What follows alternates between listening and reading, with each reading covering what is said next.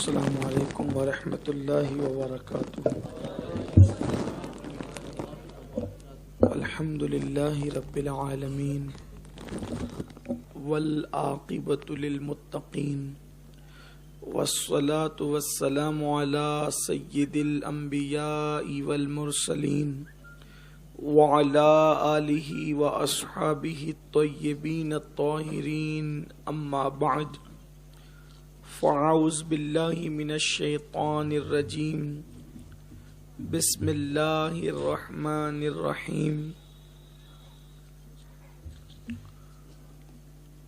کل من علیہا فان ویبقى وجہ ربک ذو الجلال والاکرام، صدق اللہ العظیم۔ غوث اعظم بمنے بے سرو ساما مدد، قبلہ دین مدد، کعبہ ایمان مدد، انتظار کرم تستمن عینی را، اے خدا جو خدا بینو خدا دا مدد، بگردہ بے بلا افتاد کشتی، مدد کن یا معین الدین چشتی۔ پڑھے الصلاۃ والسلام علیک یا رسول اللہ، الصلاۃ والسلام علیک یا نبی اللہ، الصلاۃ والسلام علیک یا حبیب اللہ، وعلی آلک واصحابک یا نور اللہ، صلی اللہ تعالی علیہ وسلم۔ آنکھیں رو رو کے سجانے والے، آنکھیں رو رو کے سجانے والے، جانے والے نہیں آنے والے، آنکھیں کچھ کہتی ہے تجھ سے پیغام، او درے یار کے جانے والے، جگمگا اٹھی میری گور کی خاک، تیرے قربان چمکنے والے، حسن تیرا سا نہ دیکھا نہ سنا، کہتے ہیں اگلے زمانے والے، آسیو تھام لو دامن ان کا، وہ نہیں ہاتھ جھٹکنے والے، سنیوں ان سے مدد مانگے جاؤ، پڑے بکتے رہے بکنے والے، کیوں رضا آج گلی سونی ہے، کیوں رضا آج گلی سونی ہے، اٹھ میرے دھوم مچانے والے۔ آج کی یہ محفل مرحوم و مغفور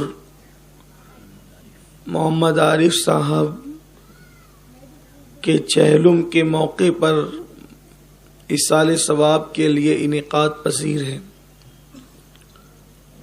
اور میں یہ چاہتا ہوں کہ آج آپ کے سامنے یہ بیان کروں کہ موت کیا ہے۔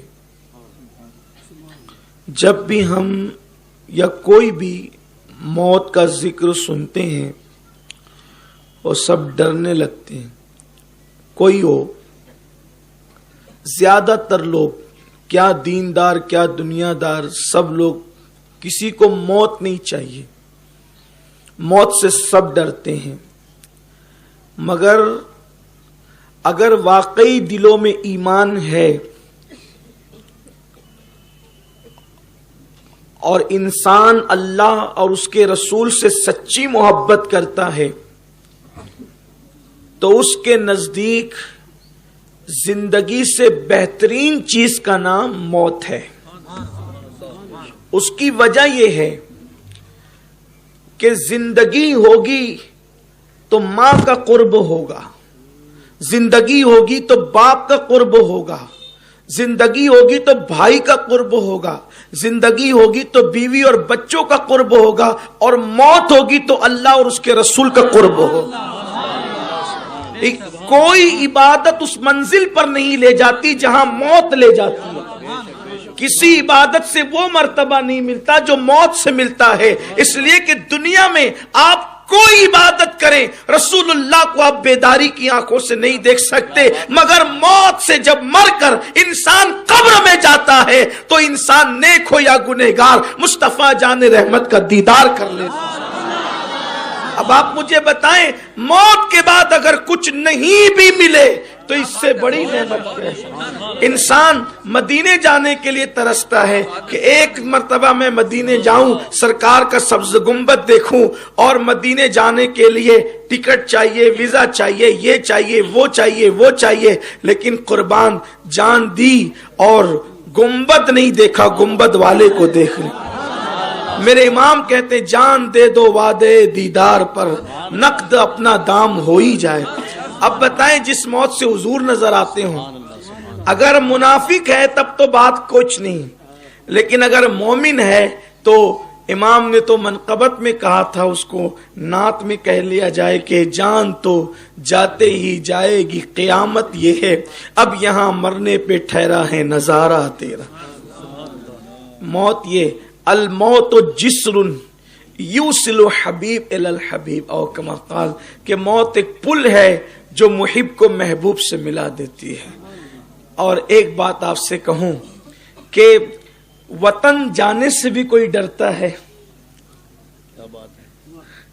میری قوم کا عجیب حال ہے، وطن جانے سے ڈرتے ہیں۔ دیکھو، آپ کا وطن مالیگاؤں ہے، آپ کو کچھ دن کے لیے ممبئی بھیج دیا گیا، اب کوئی آپ سے کہے گا کہ بھئی 8 دن کے بعد آپ کو مالیگاؤں چلنا ہے، سچ سچ کہنا، خوشی ہوگی کہ غمی ہوگی؟ خوشی ہوگی۔ حیرت ہے، ہمارا وطن تو آخرت ہے، بلکہ ہمارا وطن تو جنت ہے۔ یہ جو کہا گیا نا الحب الوطن من الایمان، کہ حب الوطن ایمان کی علامت ہے، تو یہاں وطن سے مراد جنت ہے۔ ہمارا وطن، ہم کسی ملک میں رہے، ہمارا اصل وطن، اس لیے کہ وطن اس کو کہتے ہیں جہاں اس کی پیدائش ہوتی ہے، پیدائش کی جگہ کو وطن کہتے ہیں۔ اب ہماری جو پیدائش ہوئی ہے وہ آسمانوں اور زمینوں میں نہیں ہوئی ہے، ہماری پیدائش تو جنت میں ہوئی، ہمارے ابا کو جنت میں بنایا گیا ہے، تو ہمارا وطن ہے جنت۔ اور ہمیں قدرت نے کہا ہے انا للہ و انا الیہ راجعون، کہ تم اللہ کے مال ہو اور تمہیں اللہ کی طرف پلٹنا ہے۔ تو وطن جانے کی بات ہے، وطن جانے کی بات ہے، اور ہم وطن جانا نہیں چاہتے۔ اور ایک بات آپ سے کہتا ہوں کہ یہاں جتنے ٹینشن ہے، وطن میں کوئی ٹینشن پردیس میں ہوتے ہیں، وطن میں نہیں۔ آدمی پردیس میں ہو تو پانی مانگ کر پیے، کھانا مانگ کر کھائے، بستر مانگ کر کے ملے گا۔ کس پردیس میں کتنے ابھی بڑا مہمان بن کے جاؤ، گھر جیسی راحت نہیں ہے، گھر جیسی راحت تو وطن میں ہے۔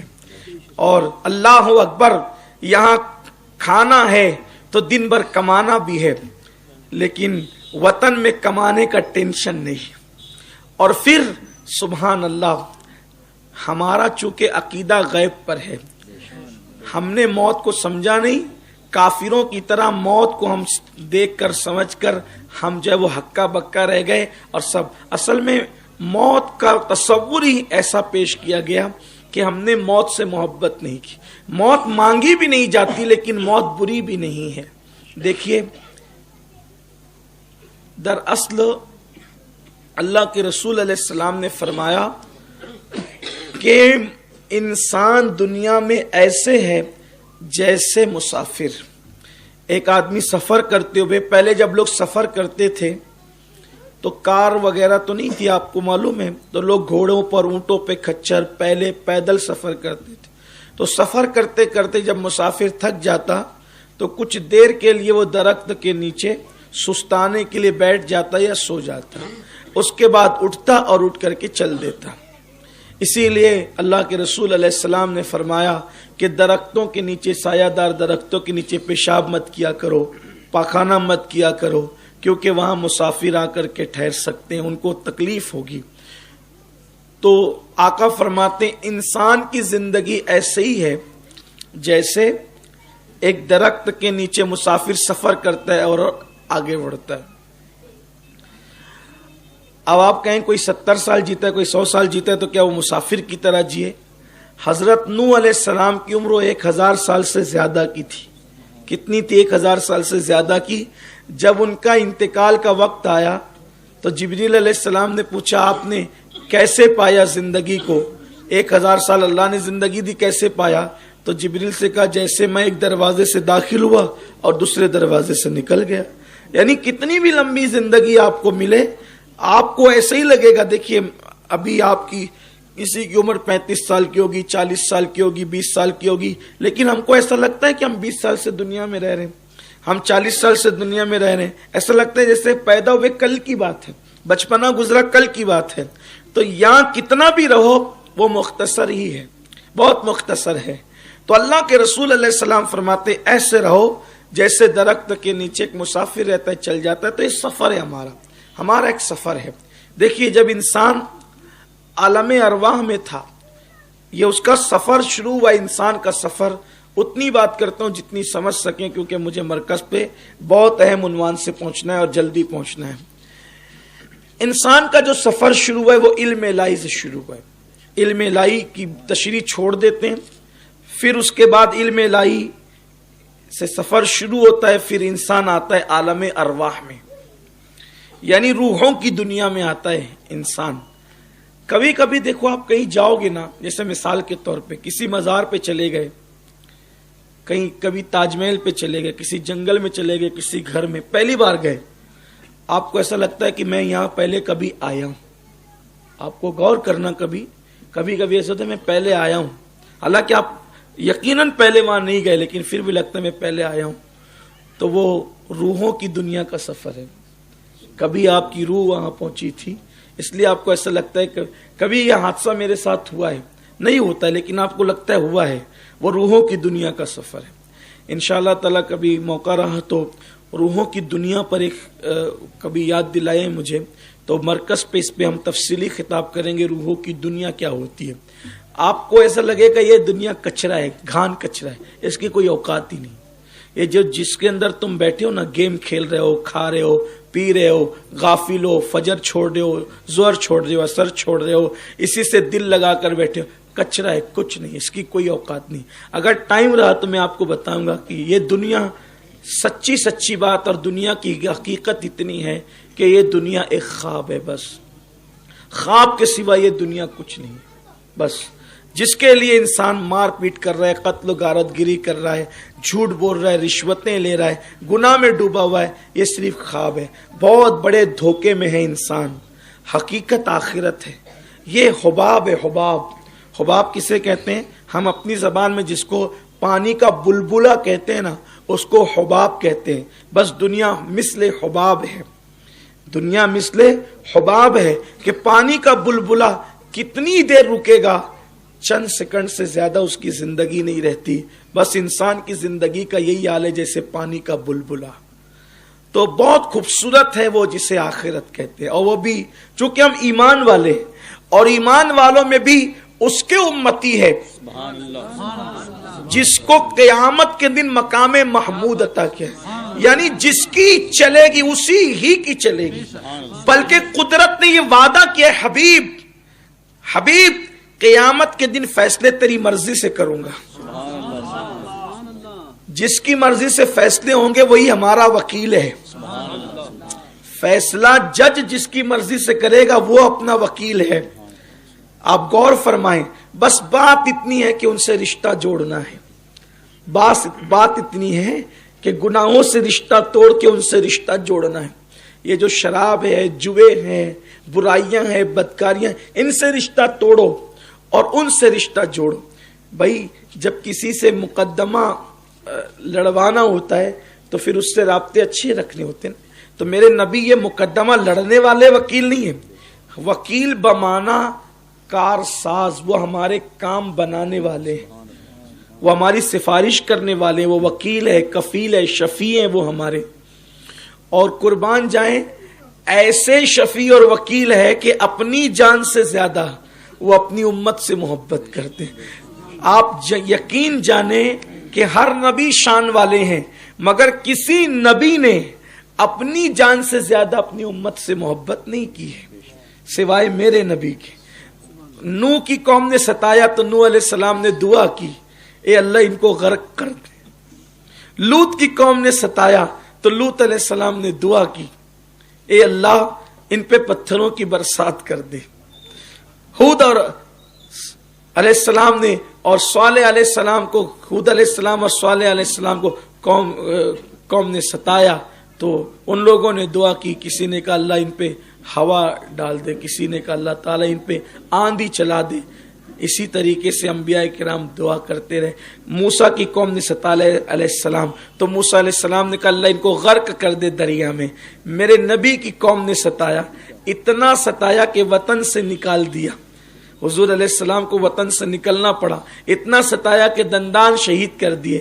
لیکن جب حضور نے دعا کی تو یہ اللہم اہدی قومی فإنہ لا یعلمون، اے اللہ میری قوم کو ہدایت عطا فرما، یہ مجھے جانتی نہیں۔ قربان جائیں، کیا شان ہے آقا کی۔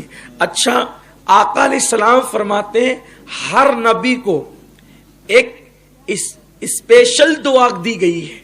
نبی کی تو ہر دعا قبول ہے، لیکن ایک خاص دعا دی گئی ہے کہ یہ آپ کریں گے، جب بھی یہ دعا کریں گے یہ خاص دعا رد نہیں ہوگی۔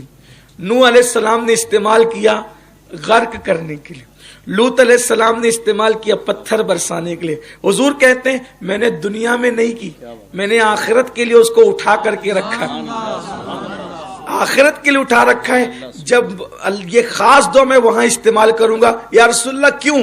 کہا کہ امت کی مغفرت کے لیے، ان کو بخشوانے کے لیے۔ قربان جائیں، کیسا دامن ہاتھوں میں آیا ہے، لیکن قدر نہیں کی، قدر نہیں کی۔ محلے کا اچھا دوست ملتا ہے تو اس کی کتنی قدر کرتے ہیں۔ محبوب خدا خدا نے عطا کر دیا، ہم نے ان کی قدر نہیں کی جیسا قدر کرنا چاہیے تھا۔ تو عرض یہ کر رہا تھا کہ ہم عالم ارواح میں آئے، عالم ارواح سے پھر ہمارا سفر اور آگے بڑھا، ہم باپ کی پشت میں آئے، باپ کی پشت سے ہمارا سفر اور آگے بڑھا، ہم ماں کے پیٹ میں آئے، ماں کے پیٹ سے ہمارا سفر اور آگے بڑھا، ہم دنیا میں آئے، دنیا سے سفر آگے بڑھے گا، ہم قبر میں جائیں گے، قبر میں بھی ہمیشہ نہیں رہیں گے، وہاں سے سفر آگے بڑھے گا، ہم محشر میں جائیں گے، محشر میں بھی سفر اور آگے بڑھے گا، اور ہم انشاءاللہ جنت میں جائیں گے۔ حالانکہ کوئی جہنم میں بھی جا سکتا، اللہ سب پہ رحم فرمائے، لیکن یہ سفر ہے۔ آپ جب عالم ارواح میں تھے تو عالم ارواح میں رہے تو وہاں سے کہا کہ اب ہم یہاں سے کہیں نہیں جائیں گے، یہ بہت اچھی جگہ ہے۔ قدرت نے کہا نکلو یہاں سے آگے بڑھو، باپ کی پیٹ میں آئے، پھر وہاں کہا کہ اب یہ بہت اچھی جگہ، یہاں سے اور آگے نہیں جائیں گے، تو پھر ماں کے پیٹ میں ڈالے گئے، تو ماں کے پیٹ میں گئے تو کہا اب یہاں سے کہیں نہیں جائیں گے، اس سے اچھی جگہ کوئی نہیں ہے۔ تو اللہ نے فرمایا کہ اور آگے جا، تو کہا نہیں اب نہیں جائیں گے۔ قدرت نے کہا آگے جا، نکلنا ہے تجھے یہاں سے۔ بچہ ماں کے پیٹ سے نکلنا نہیں چاہتا تھا، اس لیے کہ اسی کو اس نے سب کچھ سمجھ رکھا تھا، لیکن جب دنیا میں آیا تو رونے لگا کہ مجھے یہاں کیوں بھیجا گیا۔ لیکن جب دنیا میں آیا تو ماں دیکھا، باپ دیکھا، بھائی دیکھا، سب دیکھا۔ اب سوچتا ہے اتنی بڑی دنیا ہے، اتنی خوبصورت دنیا ہے، یہاں روزانہ پھول کھلتے ہیں، چڑیا چہچہاتی ہے، بلبلوں کے نغمے ہیں، بھوروں کی آواز ہے، شفق کا جمال ہے، افق کی سرخی ہے، گرتے آبشار ہے، بلکھاتی ہوئی ندیاں ہیں، دوستوں کی سنگتیں ہیں، بیوی کا پیار ہے، بچوں کی محبتیں ہیں، ماں کی ممتا ہے، باپ کی شفقتیں ہیں۔ اب یہاں سے میں نے کہیں نہیں جانا۔ قدرت کہتی ہے اور آگے جا، قبر میں جا۔ ماں کا پیٹ دنیا سے کتنا چھوٹا ہے، دنیا کے سامنے ماں کا پیٹ کتنا چھوٹا ہے، قبر کے سامنے، مومن کی قبر کے سامنے دنیا اتنی ہی چھوٹی ہے۔ یہ جو 2 گز زمین ہم نے سمجھ رکھی نا، یہ 2 گز زمین نہیں ہے۔ سیدنا فاروق اعظم نے فرمایا تھا میری قبر کو کشادہ مت کھودنا۔ آج کل ایک بدعت لوگوں نے ایجاد کی ہے کہ قبریں بڑی کشادہ کھودتے ہیں، حالانکہ اگر اعمال اچھے ہیں تو آپ کمرے برابر بھی قبر کھودیں، اگر اعمال اچھے نہیں ہیں کمرے برابر بھی قبر کھودیں تو وہ دبا کے پسلیاں بھی چکنا چور کر دے گی۔ اور اگر اعمال اچھے ہیں اور آپ کو گٹر کے کنارے بھی کسی نے دفن کر دیا تو وہ بھی جنت کے باغوں میں سے ایک باغ بن جائے گا۔ یہ سب بدعتیں تم ایجاد کر رہے ہو، اور قدرت کے سامنے کسی کی کچھ چلیے نہ چلے گی۔ تو فاروق اعظم نے کہا تھا میری قبر جتنی سنت ہے، حضور نے جتنا حکم دیا اتنی کھودنا، اس سے زیادہ نہیں کھودنا۔ کیوں؟ کیونکہ اگر میرا اللہ مجھ سے راضی ہے تو میری قبر تا حد نگاہ کشادہ ہوگی، اور وہ ناراض ہے تو کتنی بھی کشادہ کھودیے کچھ ہونے والا نہیں ہے۔ تو اس لیے قبریں بھی اب جو ہے وہ میں دیکھ رہا ہوں، بلکہ میں تو یہ بھی دیکھ رہا ہوں کہ اب قبروں میں پھول بھی بچھائے جا رہے ہیں نیچے۔ یہ بھی بدعت ہے، قبروں میں پھول بچھائے جا رہے ہیں اور پتہ نہیں کیا کیا کیا جا رہا ہے، اور نیچے تختے بچھائے جا رہے ہیں۔ اگر اللہ ناراض ہے تو وہی پھول انگارے ہوں گے، وہی پھول انگارے بن جائیں گے، اور اگر اللہ راضی ہے تو جنت کا بستر ہوگا۔ اپنی ہٹ درمی قبر میں بھی تم چلا رہے ہو، اپنی ہٹ درمیاں تم اعمال اچھے کرو، قدرت کا وعدہ ہے۔ اور پھر تم مومن و ایمان پر دنیا سے گئے، یار جس قبر میں حضور آ گئے، اب اس قبر کا حال کیا ہے، اس قبر کی شان کیا ہے؟ وہ جنت کے باغوں میں سے تو باغ ہے ہی ہے نا۔ اللہ اکبر۔ تو مومن کی قبر کے سامنے دنیا ایسی ہے جیسے دنیا کے سامنے ماں کا پیٹ جتنا چھوٹا ہے اتنی دنیا چھوٹی ہے، کیونکہ مشرق سے لے کے مغرب تک، بلکہ جہاں تک نظر جاتی ہے مومن کی قبر کشادہ کر دی جاتی ہے اور جنت کا بستر بچھا دیا جاتا ہے اس کے لیے۔ یہ ہے مومن کی قبر، اور صرف وہ جنت کا بستر ہی نہیں ہوتا بلکہ جنت کے 2 دروازے اس کی قبر میں کھول دیے جاتے ہیں، اور وہ چین کی نیند سوتا ہے وہاں پر، اور اس انتظار میں سوتا ہے کہ قیامت کے دن اس کو اٹھنا ہے۔ اب آپ سوچتے ہوں گے یا اللہ کتنا سوئیں گے، یہ بھی تو ہے نا، کتنا سوئیں گے۔ اصل میں جب حضور کا دیدار کر کے سوئیں گے، یعنی قبر میں حضور کا تو دیدار ہوگا صلی اللہ علیہ وآلہ وسلم، حضور کا دیدار ہوگا قبر میں اور سو جائیں گے، تو جب قیامت کے دن اٹھیں گے تو پوچھنے والا اگر پوچھے گا کہ کتنا سوئے قبر میں، تو وہ کہے گا کہ رات کو سویا اور صبح کو اٹھ گیا۔ یعنی لوگوں کو لگ رہا ہے نا کہ ابا 50 سال سے قبر میں ہے، اور دادا 100 سال سے ہے، اور پر دادا 150 سال سے ہے، اور لکڑ دادا 200 سال سے ہے، یہ تمہارے لیے سب ہے، لیکن اس کے لیے تو ایسے ہی ہے جیسے رات کو سویا ہے اور صبح کو بیدار ہو گیا۔ اور پھر اور سنو، اور پیاری بات سنو کہ انسان جب رات کو سوتا ہے اور نیند پوری کر کے اٹھتا ہے تو کیسے بالکل فریش ہوتا ہے، حشاش بشاش ہوتا ہے۔ تو جب مومن اپنی قبر سے اٹھے گا تو فریش ہو کر کے اٹھے گا۔ اب کیوں اٹھے گا فریش ہو کر کے؟ اس لیے کہ اس کو نبی کے دیدار کے بعد اب ایک اور بڑا دیدار ہونا، نبی کے دیدار کے بعد ایک بڑا دیدار ہونا ہے، وہ ہے دیدار خداوند قدوس۔ یہ کوئی کہانی قصہ نہیں ہے، یہ تو قرآن کی باتیں، یہ تو حدیث کی باتیں۔ آپ بتائیں آپ کہاں آپ کو موت بری لگتی ہے؟ موت میں تکلیف کہاں ہے، مصیبت کہاں ہے، عذاب قبر کہاں ہے؟ آپ کے اعمال اچھے ہو تو عذاب قبر نہیں ہے۔ اور اگر اللہ نہ کرے، 1000 بار نہ کرے، کسی مومن کو اگر اللہ نے عذاب قبر میں گرفتار بھی کر دیا تو بس احادیث کی روشنی میں یہ پتہ چلتا ہے کہ وہ مومن صرف جمعرات کا سورج غروب ہونے تک عذاب میں مبتلا رہتا ہے، کیونکہ جب شب جمعہ آتی ہے، شب جمعہ، تو ہر مومن کی قبر سے عذاب اٹھا لیا جاتا ہے۔ شب جمعہ کی برکت سے بس ایمان والا ہونا چاہیے، ہر مومن کی قبر سے عذاب اٹھا لیا جاتا ہے، اور پھر عذاب ہٹ جاتا ہے۔ اور جب جمعہ کا دن گزر جاتا ہے اور جمعہ کا سورج غروب ہوتا ہے، فرشتے پھر تیاری کرتے ہیں عذاب لے جانے کی۔ اللہ کہتا ہے کہاں جا رہے ہو؟ کہ عذاب لے۔ کہا مجھے حیا آتی ہے کہ ایک بار جس سے عذاب ہٹا دوں دوبارہ پھر اس پر عذاب کروں۔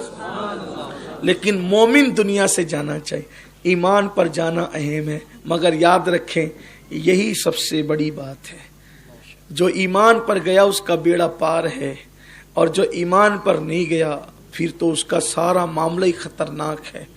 آج ایمان چھیننے کی کوشش ہو رہی، ایمان، اور ایمان دیکھو ہزاروں جانیں دے دیں لیکن کبھی ایمان نہیں دینا۔ حضرت بلال حبشی نے کیا کیا، کتنی مار کھائی، ایمان نہیں دیا۔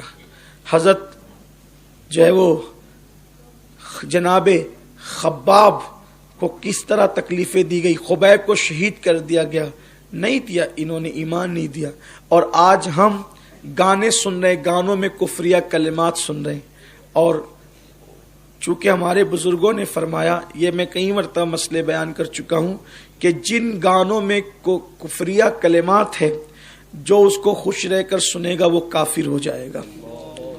اس لیے گانے سے بچو، سیریل سے بچو، صرف گندی پکچر ہی سے مت بچو، ہر پکچر سے بچو، کیونکہ ہر پکچر میں کہیں نہ کہیں کفریہ خباثت ہے اور وہ تمہارا ایمان لے لیتی ہے. ڈائلاگ اس میں ایسے ہوتے ہیں جو تمہارے ایمان کو برباد کر سکتے ہیں، تباہ کر سکتے ہیں.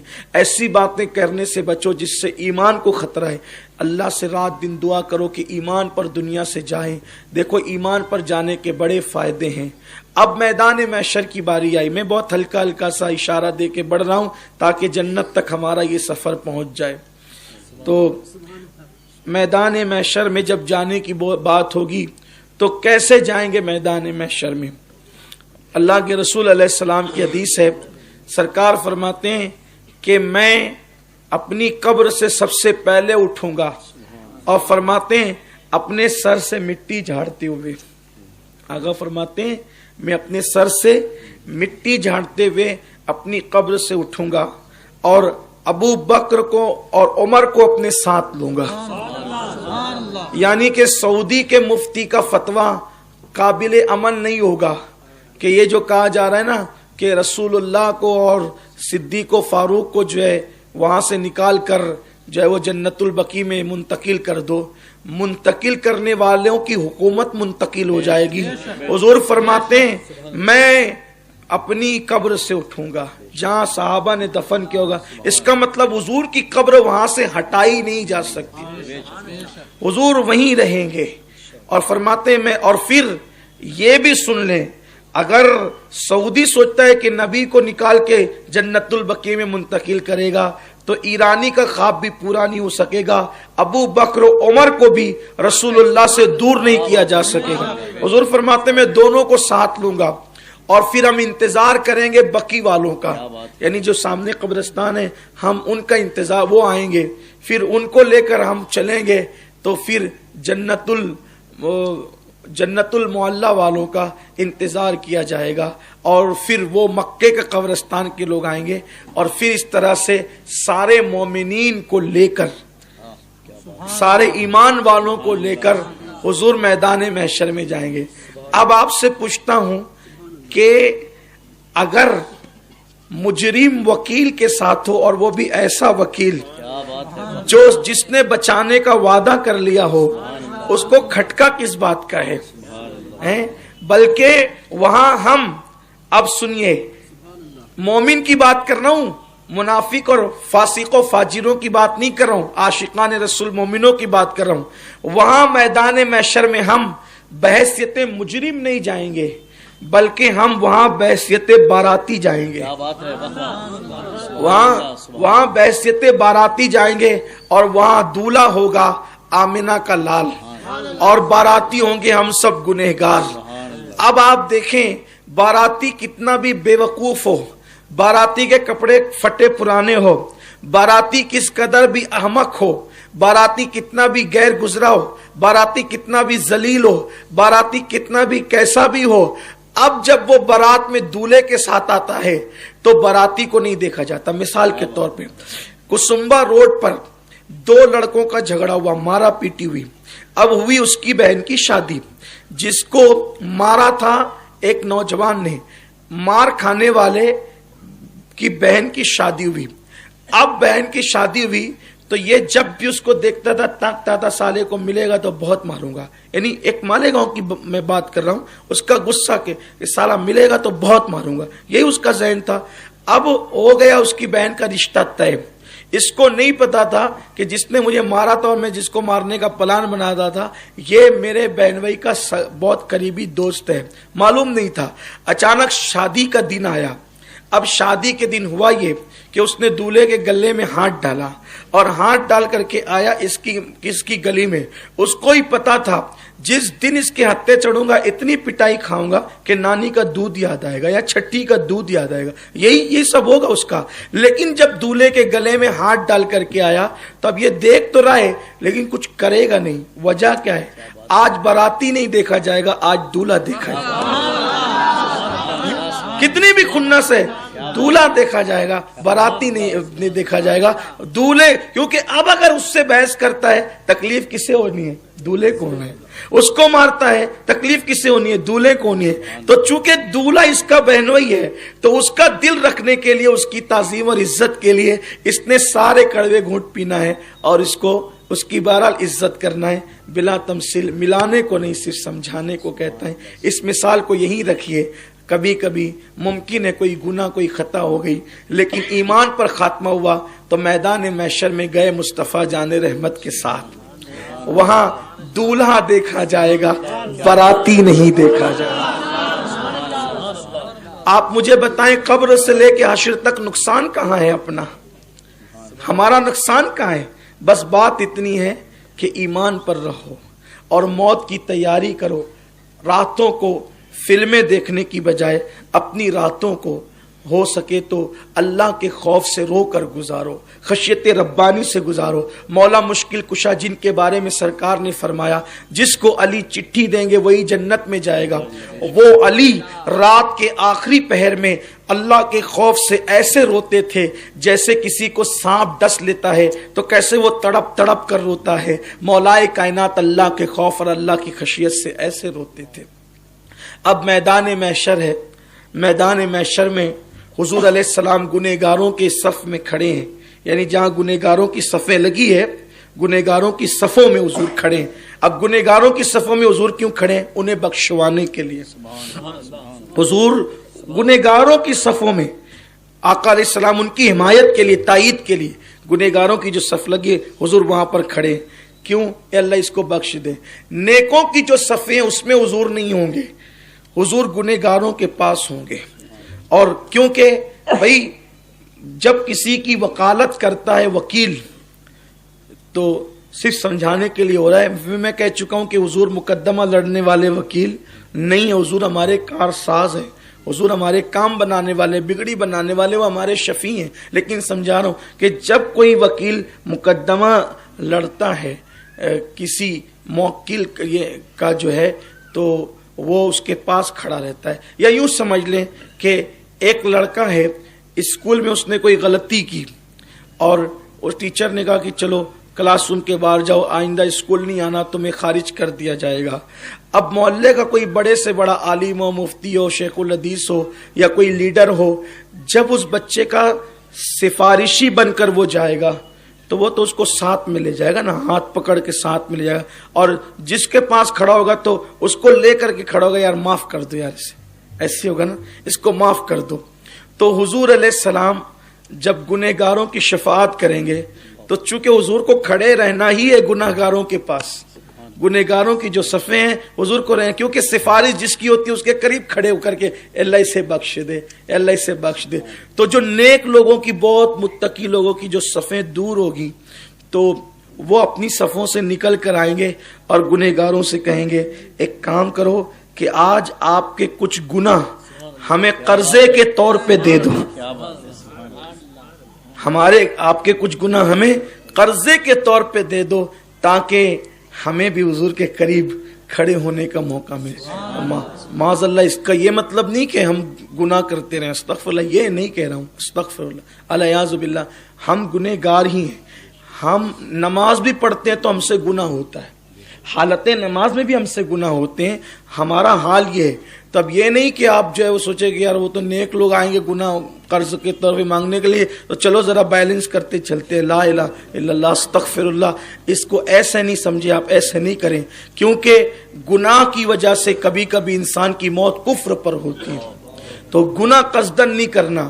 ہم تو نماز پڑھتے ہوئے بھی گناہ کرتے ہیں، ہم تو روزہ رکھتے ہوئے بھی گناہ کرتے ہیں، ہم تو زکوٰۃ دیتے ہوئے بھی گناہ کرتے ہیں، لیکن ہمیں شعور نہیں ہوتا، ہر وقت ہم سے گناہ ہوتا رہتا ہے۔ ابھی میں تقریر کر رہا ہوں، بیٹھ کر کے تقریر کر رہا ہوں، بہت ممکن ہے کہ نہ آپ کو محسوس ہو رہا ہے نہ مجھے محسوس ہو رہا ہے، ممکن ہے کوئی بات ایسی نکل جائے کسی کو محسوس نہ ہو اور وہ گناہ میں لکھی جائے، دل میں کوئی خیال ایسا آ جائے وہ گناہ میں لکھا جائے، نگاہ کسی طرف اٹھ جائے وہ گناہ میں لکھی جائے، یہ ہوتا ہے۔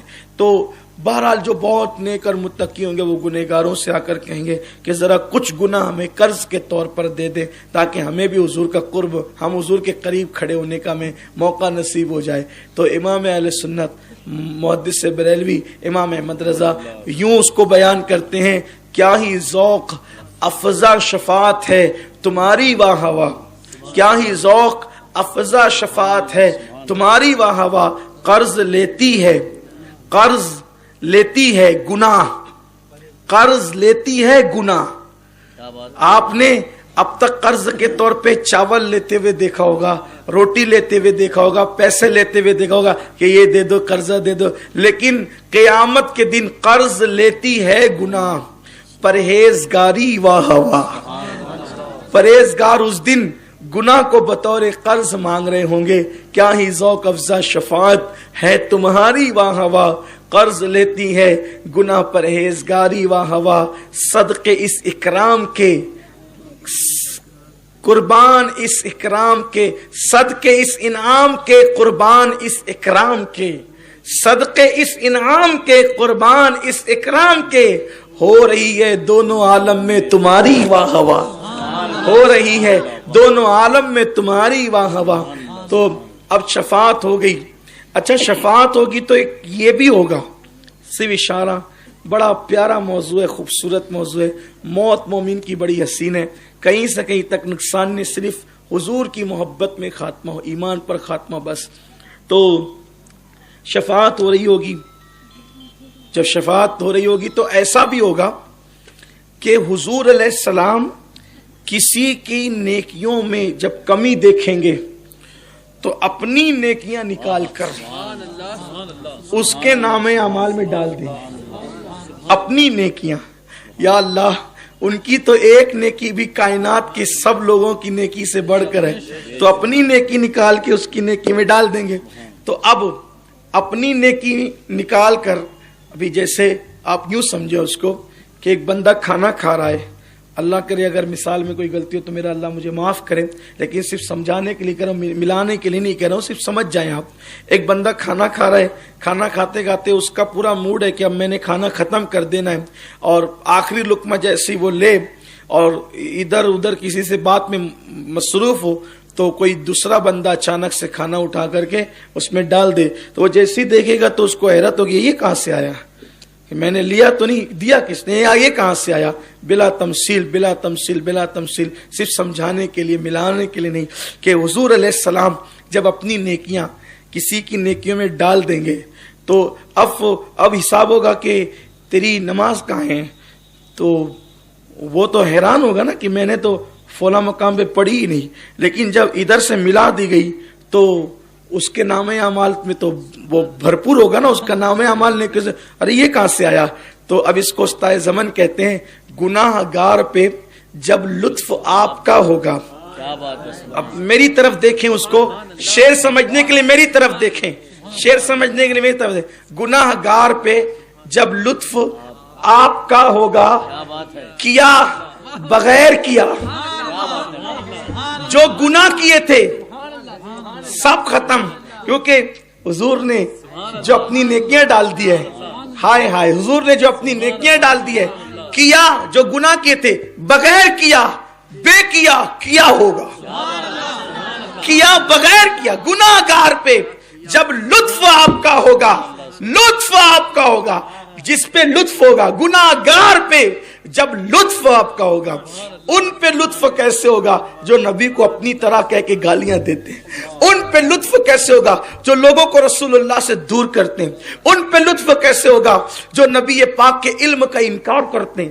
ان پہ لطف کیسے ہوگا؟ لطف تو ان پہ ہوگا جو یہاں نبی کی میلاد کرتے تھے، نبی پہ مر مٹتے تھے، نبی کی محفلیں سجاتے تھے، نبی پاک پہ درود پڑھتے تھے، نبی پاک کی محبت میں خود سرشار رہتے تھے، اولاد کو نبی پاک کی محبت سکھاتے تھے۔ تو گناہ گار پہ جب لطف آپ کا ہوگا، کیا بغیر کیا، جو گناہ کیے تھے بغیر کیا، بے کیا ہوگا، اور جو نیکی نہیں کی تھی وہ بھی کی ہوگی، اس لیے کہ رسول اللہ نے اپنی نیکی کا صدقہ اس کو عطا کر دیا ہوگا۔ کیا بغیر کیا، بے کیا ہوگا۔ اور اختتام پر چلتے ہوئے اب انہی کی نسبت سے پھر یہ بھی ہوگا کہ کہتے ہیں کہ غلام ان کی عنایت سے چین میں ہوں گے، غلام ان کی عنایت سے چین میں ہوں گے، عدو حضور کا آفت میں مبتلا ہوگا، اور میں ان کے در کا بھکاری ہوں، میں ان کے در کا بھکاری ہوں، فضل مولا سے حسن فقیر کا جنت میں بسترا ہوگا۔ اب محشر سے نکلے، جنت میں جانے کی بات آئی۔ اچھا، جب میدان محشر ہی میں ہوں گے، میدان محشر ہی میں ہوں گے تو ایک نظارہ اور ہوگا کہ حضور علیہ السلام میدان محشر میں اپنے پیاسے امتیوں کو اپنے ہاتھوں سے جام بھر بھر کے پلا رہے ہوں گے۔ یہ ہے میدان محشر، یہ ہے سب۔ مگر ایک بات بتاؤں، آپ کہیں گے حضور کے ہاتھ سے جام کوثر بھی چاہیے کہ نہیں چاہیے؟ کتنے لوگوں کو چاہیے؟ اب ذرا مجھے بتائیں۔ کوثر چاہیے؟ ہاتھ نیچے کریں۔ جنت چاہیے؟ بوٹا جس کو چاہیے بس وہی ٹھیک ہے۔ حضور کا دیدار چاہیے؟ ٹھیک ہے۔ اللہ کا دیدار چاہیے؟ یہ سب ملے گا کب؟ سب ملے، اس کے لیے مرنا پڑے گا۔ کیا بات ہے، کیا بات ہے، سبحان اللہ۔ اس کے لیے، اور آپ مرنا چاہتے نہیں۔ اب ایک پل ہے، ادھر اتنی نعمتیں ہیں، ادھر کچھ نہیں ہے۔ اب جب تک یہ پل پار کرنے کی ہمت نہیں کرو گے، اس وقت تک یہ نعمتیں نہیں ملے گی۔ اسی پل کو موت کہتے ہیں۔ اب اپنے اندر ہمت پیدا کرو وہ پل پار کرنے کی، اور وہ پل جو ہے کوئی نقصان دہ پل نہیں ہے، وہ پل جو ہے کوئی نقصان۔ دیکھو یہ جو اس پار ہے نا، اس پار کی جو دنیا ہے، جنت میں داخل ہونے سے پہلے، جنت میں سفر کرانے سے پہلے میں آپ کو یہ بات بتا دوں، اس پار کی جو دنیا ہے یہ خواب ہے۔ کیا ہے؟ خواب۔ اس پار کی دنیا حقیقت ہے، لیکن خواب دیکھنے والے کے سامنے حقیقت ہمیشہ پوشیدہ رہتی ہے۔ جیسے مثال کے طور پہ میں اپنے گھر میں سو رہا ہوں، میرا پلنگ ہے، اس پہ گدا ہے، اور میں اس پہ سو رہا ہوں، آنکھ بند کر کے سو رہا ہوں، اور میں اپنے آپ کو جنگل میں دیکھ رہا ہوں۔ حالانکہ میں ہوں کمرے میں، میرے بچے میرے ارد گرد ہیں، میرے گھر والے میرے ارد گرد ہیں، میں سیف ہوں، محفوظ ہوں میں، لیکن خواب میں نے جنگل میں اپنے آپ کو دیکھا، شیر ہے، چیتے ہیں، ہرن ہیں، کتے ہیں، بلی ہیں، سب مجھے وہ ڈرا رہے ہیں، لیکن میں سیف ہوں۔ بولو ایسی حالت میں جو حقیقت ہے وہ خواب دیکھتے وقت میری نظروں سے پوشیدہ ہے، صحیح ہے؟ خواب دیکھتے وقت انسان کو حقیقت کا ادراک نہیں ہوتا، یعنی حقیقت کا پتہ نہیں ہوتا۔ اب مثال کے طور پہ ایک بندہ ہے جو ٹاٹ کے بستر پہ سو رہا ہے اور خواب دیکھ رہا ہے کہ میں دلی کے تخت پہ بیٹھا ہوں، تو بولو کہ وہ ٹاٹ کا بستر بدل جائے گا خواب کی وجہ سے، یا نرم گدا بدل جائے گا جنگل دیکھنے کی وجہ سے؟ مولا مشکل کشا سرکار علی کرم اللہ وجہ الکریم فرماتے ہیں یہ دنیا میں جتنے انسان ہیں یہ سب خواب میں یہ سب خواب دیکھ رہے ہیں، جاگتی آنکھوں سے خواب دیکھ رہے ہیں۔ ان کا خواب اس وقت ختم ہوگا جب موت سے ان کی آنکھیں بند ہوگی۔ ابھی ہم سب خواب میں، مجھ سے صوفی کلیم مل رہے ہیں، مجھ سے حافظ مقصود مل رہے ہیں، مجھ سے ہمارے یہ مل رہے ہیں، مولانا غفران مل رہے ہیں، یہ سب خواب ہے. آپ کو 3 بچے پیدا ہو گئے ہیں، یہ خواب ہے. آپ کی شادی ہو گئی ہے، خواب ہے. آپ نے جو ہے وہ بی ایڈ ڈی ایڈ کی ڈگری لے لی ہے، خواب ہے. اب آپ کہیں گے آپ نے تو سب کو خواب بنا دیا. میں نے نہیں بنایا. حضرت مولا مشکل کشا کہتے ہیں، حضور کی حدیث ہے، یہ خواب ہے خواب. اب خواب کیا ہوتا ہے اس کو سنو، پھر ہم جنت کا سفر کرتے ہیں کہ جنت میں ہم کیسے جائیں گے انشاءاللہ. تو بس موت سے مت ڈرو. موت 1 سیکنڈ پہلے بھی نہیں آئے گی، 1 سیکنڈ بعد بھی نہیں آئے گی. جو ٹائم ہے اسی ٹائم پر آئے گی، جس کی جتنی عمر ہے. اور ایک بات یہ بھی بتا دوں، ہماری جتنی زندگی ہمارے لیے دنیا میں بہتر ہوتی ہے، بس اللہ اتنے دن ہمیں زندہ رکھتا ہے. اور ویسے اللہ سے دعا کرو کہ اللہ ہمیں اس وقت تو دنیا سے اٹھا کہ لوگ یہ کہیں کہ اور رہتا تو اچھا ہوتا، اور رہتا تو اچھا ہوتا، اس سے کہ لوگ کہیں کہ اللہ اس کو اٹھا لے. لوگ ہم سے بدظن ہو جائیں، لوگ ہم سے کر آ جائیں، اس سے بہتر ہے کہ لوگ ہماری تمنا کریں زندگی کی اور اللہ ہمیں اٹھا لے. یہ موت بہتر ہے. حضور علیہ السلام خود دعا کرتے تھے، اے اللہ میں بڑھاپے سے تیری پناہ مانگتا ہوں. یعنی لوگوں کو ابھی تمنا باقی ہو کہ اس کو اور جینا چاہیے اور وہ مر جائے. یہ اصل چیز ہے. اور اللہ سے یہ دعا کرنی چاہیے کہ جب تک ہمارا دنیا میں رہنا ہمارے لیے بہتر ہے، ہم دنیا میں رہیں، اور جب ہماری موت بہتر ہے ہم دنیا سے جائیں. موت کی دعا نہیں کریں، موت کی تمنا نہیں کریں، لیکن موت سے محبت ضرور کریں.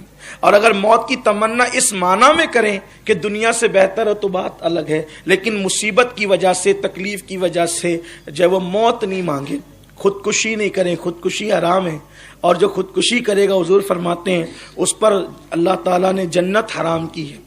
اس لیے خودکشی سے بچیں. اور بری موت ہم جس کو کہتے ہیں نا، کسی کو کرنٹ لگ جائے وہ مر جائے، دیوار میں دب کے مرے، ایکسیڈنٹ میں مرے، لوگ کہتے ہیں بری موت مرے. نہیں، یہ بری موت نہیں ہے، یہ تو شہادت کی موت ہے. بری موت کفر کی موت ہے، بری موت گناہوں میں موت ہے. ہاں، بری موت گناہوں میں موت ہے. بری موت جو ہے اللہ کی ناراضگی والی موت ہے. جو موت بری تھی ہم اس کو بری نہیں سمجھتے، اور جو موت شہادت کی موت تھی ہم اس کو، کوئی ایکسیڈنٹ میں مر گیا، لوگ کہتے ہیں کہ یار ابھی وہ نکلے گا، سب کو ستائے گا، وہ تو بھوت بن گیا ہے کیونکہ وہ بری موت سے مرا ہے. حالانکہ وہ تو شہید ہوا ہے. مسلمان اگر ایکسیڈنٹ میں مرے تو وہ شہید ہوا ہے، اگر وہ ڈوب کے مرے تو شہید ہوا ہے، اس کو جلا دیا گیا تو وہ شہید ہوا ہے. اگر کوئی عورت بچے کی پیدائش کے وقت ڈیلیوری میں مری ہے تو وہ شہید ہوئی ہے. لوگ کہتے ہیں وہ تو ناپاک دنیا سے گئی ہے، پتہ نہیں وہ کتنوں کو لگے گی، وہ کتنوں کو لگے گی چڑیل بن کر کے. یہ کافروں کا عقیدہ ہے. وہ بچے کو جنم دیتے دیتے دنیا سے گئی ہے، وہ جہاد کرتے کرتے دنیا سے گئی ہے، اس کا مقام شہادت ہے، وہ شہید ہے. وہ ناپاک نہیں گئی ہے دنیا سے، وہ شہید ہو کر کے گئی ہے دنیا سے. دین معلوم نہیں ہے لوگوں کو، زبردستی بکواس کرتے رہتے ہیں اور کافروں سے عقائد لے کر کے اس کو زہر کی طرح اگلتے رہتے ہیں. نہیں سیکھتے ہیں دین اور بکواس کر کے اپنی بھی آخرت خراب کرتے ہیں، لوگوں کی بھی آخرت خراب کرتے ہیں. جو انتقال کر گیا، مسلمان ہو یا کافر، اس کی روح جو ہے وہ چلی گئی اس کی منزل کی طرف. اب وہ کبھی نکل نہیں سکتا، وہ کسی کو لگ نہیں سکتا. پھر یہ کیا ہوتا ہے؟ اصل میں جو خبیث جنات ہوتے ہیں وہ تمہارے عقائد کو متزلزل کرنے کے لیے فلاں فلاں اور فلاں کا نام لیتے ہیں. ورنہ روحیں ایک مرتبہ چلی گئی، اب وہ روح دوبارہ کسی کے جسم میں نہیں آ سکتی. ہمارے یہاں یہ عقیدہ نہیں ہے. روح ایک ہے اور وہ جسم سے نکل گئی، پھر وہ دوبارہ کسی کے جسم میں نہیں جائے گی. یہ سب غلط عقیدے سے توبہ کرو، غلط نظریات سے توبہ کرو. اگر وہ کافر کی روح ہے تو کافر کی روح یا تو اس کے مرگٹ پر ہوگی، یا تو سجین میں ہوگی، یا تو ایک نالا ہے بابل کے مقام پر، وہاں اس کی روح ہوگی. مومن ہے، اس کی روح یا تو قبر پر ہوگی، یا تو زمزم کے کنویں پر ہوگی، یا تو کعبہ اور مقام ابراہیم کے درمیان ہوگی، یا تو عرش اعظم کے نیچے ہوگی. جیسا اس کا مرتبہ ہے وہاں اس کی روح ہوگی.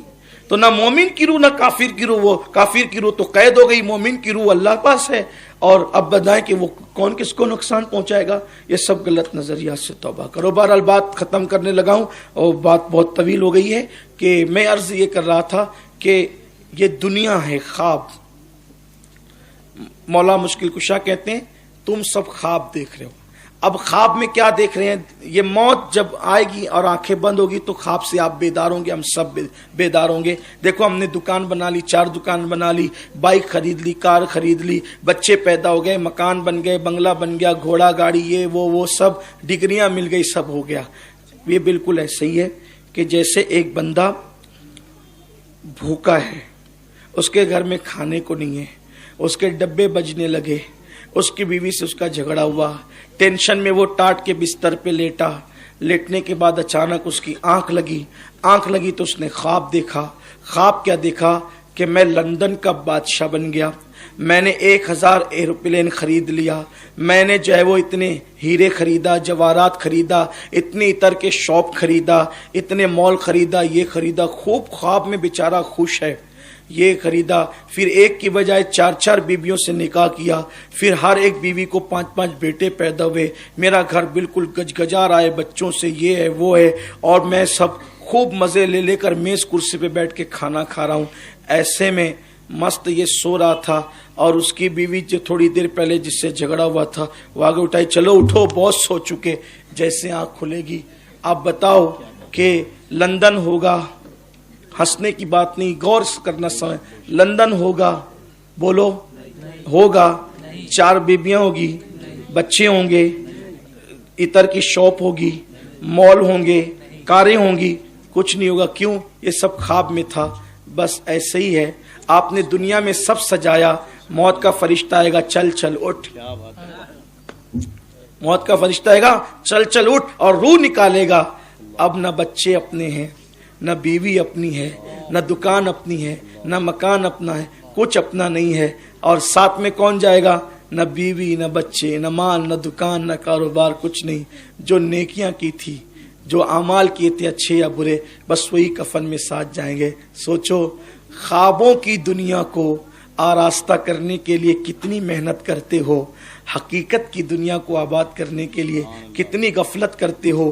آؤ خوابوں کی دنیا کو آباد کرنے کی بجائے حقیقت کی دنیا کو سجانے کی کوشش کریں، اور جو حقیقت ہے اسی کو آخرت کہتے ہیں۔ حضور شفاعت کریں گے، یہاں تک بات پہنچی تھی۔ اب جب شفاعت ہو گئی تو اذن ملے گا، محبوب ان کو جنت میں لے جاؤ۔ حضور علیہ السلام جنت کی چابی حضور کو دی جائے گی، حضور جنت کی چابی حضرت ابوبکر صدیق کو دیں گے، اور ایک روایت میں آتا ہے کہ حضرت بلال کو دیں گے، اور جنت کا دروازہ کھولا جائے گا۔ اور حضور علیہ السلام فرماتے ہیں کہ میرے امتی اتنی کثرت سے جنت میں جا رہے ہوں گے کہ ان کے کثرت کی وجہ سے جنت کا دروازہ چر چر کرنے لگے گا۔ جو لوگ یہ سمجھتے ہیں کہ وہ بھی جنت میں نہیں جائے گا، وہ بھی جنت میں جائے گا، جنت میں صرف ہم ہی 4-6 لوگ جائیں گے، تو وہ یہ نہ سمجھے کہ جنت 10x10 کی ہے، جنت بہت بڑی ہے، وہ چر چر کریں گے دروازے، اتنی کثرت سے حضور کی امت جنت میں جائے گی۔ اور جنت کے مالک کی امت جنت میں نہ جائے گی تو پھر کون جنت میں جائے گا؟ بلکہ اور امتیں بھی جنت میں جائے گی تو وہ بھی حضور کے صدقے میں جائے گی۔ اور پھر کمال تو یہ ہے کہ حضور علیہ السلام ایک بار جنت میں نہیں جائیں گے، حضور علیہ السلام ایک بار جنت میں نہیں جائیں گے، حضور کئی مرتبہ جنت میں جائیں گے، حضور کئی مرتبہ جنت میں جائیں گے۔ کیوں؟ کیونکہ حضور آتے جاتے رہیں گے، اور لوگ ایک بار گئے تو دوبارہ باہر نہیں نکل سکتے، اور نکلیں گے بھی نہیں، اتنا ظرف ابھی تو چاہیے۔ جنت چھوڑ کے قربان، جنت چھوڑ کے نکلنے کا، بھائی کون نکلے گا جنت چھوڑ، لیکن یہ حضور ہیں، جنت چھوڑ کر اپنی امت کے لیے باہر نکلیں گے، اور ان کے لیے کوئی مشکل نہیں ہوگا۔ وجہ یہ ہے، اس کو یوں سمجھ لیں آپ کہ اس دن हुजूर मेहमान होंगे, क्योंकि वो मालिक जन्नत है, वो मेहमान होंगे और हुजूर की उम्मत मेज़बान होगी। हुजूर मेज़बान होंगे और हुजूर की उम्मत मेहमान होगी। तो होता क्या है कि किसी के यहाँ शादी है या किसी के यहाँ कोई फंक्शन है, उसने बहुत सजाया, कालीन बिछाई, शम्मे जलाई, लाइटिंग लगाई, कुमकुमे सजाए, हैलोजन लगाए, खुशबू लगाई, गद्दे लगाए और सोफे लगाए। अब जो आता है और शरबत रख दिए, मिठाइयाँ रख दी और तरह तरह की खजूरें, ड्राई फ्रूट्स वगैरह रख दिए, सब रख दिया। जो आता है बैठ जाता है सोफे पर, और अब अगर उसको कहो ना भाई जरा देख ना वो फुला रहा है, अरे तू देख लेना जरा, इसलिए कि अब उठना नहीं चाहता, क्योंकि बैठा ऐसी जगह है ना, उठना नहीं चाहता है ना ऐसा। लेकिन एक जात ऐसी होती है वहां कि जो बैठना नहीं चाहती, क्या बात है, और लोग उठना नहीं चाहते, और एक जात बैठना नहीं चाहती। वो जात कौन होती है? जिसके घर मेहमान आने वाले होते हैं, वो बैठना नहीं चाहती, इसलिए कि वो बार बार निकलती है, अभी वो फलां साहब तो नहीं आ गए, वो फलां तो नहीं आ गए, वो फलां तो नहीं आ, तो वो लोगों के इस्तकबाल के लिए जो है वो कुर्बान जाए। हुजूर अलैहिस्सलात व तस्लीम मालिक जन्नत है, हुजूर अपने गुनहगारों का हाथ पकड़ पकड़ कर जन्नत में ला रहे होंगे, हुजूर हाथ पकड़ पकड़ कर जन्नत में ला रहे होंगे।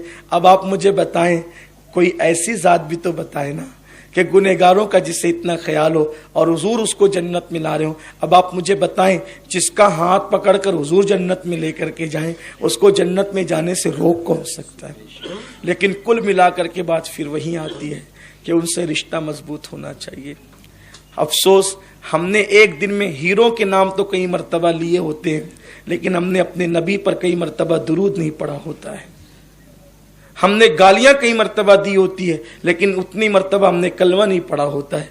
तो अपनी जिंदगी को संवारिए, जिंदगी को बदलिए। आरिफ भाई दुनिया से गए, हमें गम है, अफसोस है, लेकिन आरिफ गए तो हम भी रहने नहीं आए, हमें भी जाना है। नमाजों की पाबंदी करिए, आखिरत की तैयारी करें, नेक अमल करें। रास्ते में पत्थर अगर तकलीफ दे पड़ा हुआ है तो उसको हटा के नेकी कर सकते हो तो हटा के नेकी करो। अगर रास्ते में कांटे हैं, कांटे हटा सकते हो तो हटा लो, ये सब तुम्हारी कब्र में काम आएंगे, हश्र में काम आएंगे। कांटे बिछाओ मत, कांटे हटाओ। पत्थर बीच में रखो मत, पत्थर हटाओ। अपनी जात से किसी को तकलीफ मत दो, अपनी जात से लोगों को राहत पहुंचाओ, इसलिए कि हम दुनिया में राहत पहुंचाने के लिए आए, हम दुनिया में तकलीफ पहुंचाने के लिए नहीं आए। याद रखना, एक दिन आपका भी जनाजा उठेगा, एक दिन इंशाअल्लाह मेरा भी जनाजा उठेगा। हमारा जनाजा उठते वक्त लोगों को ये कहना चाहिए बहुत अच्छा इंसान था, दुनिया से चला गया।